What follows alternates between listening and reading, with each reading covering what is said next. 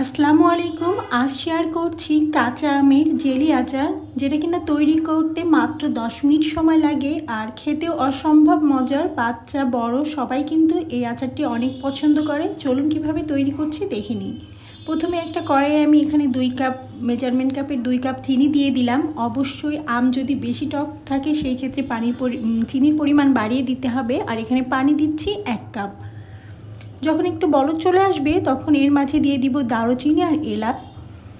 দারুচিনি এখানে 4 টুকরা দিয়েছি আর এলাচ 3টা দিয়েছি, একটু থেতো করে দিয়ে দিলাম। এবার এখানে আমি 1 কেজি আম নিয়েছি। 1 কেজি আম এভাবে 4 টুকরা করে কেটে নিয়েছি।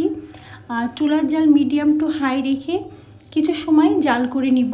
কিছু সময় মানে 5 মিনিট জাল করব। 5 মিনিট পরেই দেখতে পারবেন আম সেদ্ধ হয়ে গিয়েছে, কারণ আম কিন্তু এখন খুব নরম বলতে এটা কিন্তু এখনও অতটা শক্ত বা আঁশযুক্ত হয়নি।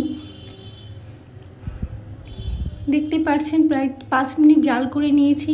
আম কিন্তু বেশ নরম হয়ে গিয়েছে আর আমের থেকে আরও বেশ পানি ছেড়ে বেশ চিনির শিরাটাও পাতলা হয়ে গিয়েছে।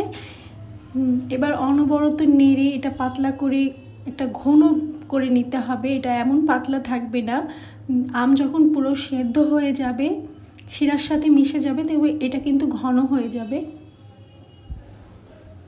দেখতেই পাচ্ছেন। আর আম একটু পাকা পাকা ছিল, অর্থাৎ ঘরে থাকার কারণে কিন্তু এটা একটু লাল লাল হয়ে গিয়েছিল, এই জন্য কালারটাও খুব ভালো এসছে।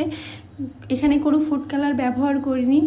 দেখতে পাচ্ছেন, আপনারা একটু চেক করবেন যে এখানে মিষ্টির পরিমাণ ঠিক আছে কিনা। এটা কিন্তু টক মিষ্টি হবে, মিষ্টি বেশি টক কম। হয়ে গিয়েছে, এবার চুলা থেকে নামিয়ে নিব। আর এইভাবে কিন্তু নর্মাল ফ্রিজে রেখে দিবেন, একদম ভালো থাকবে। সবাই অনেক পছন্দ করবে, আমার মেয়েটা অনেক পছন্দ করে। আজ এই পর্যন্তই, আবার দেখা হবে। আল্লাহ হাফেজ।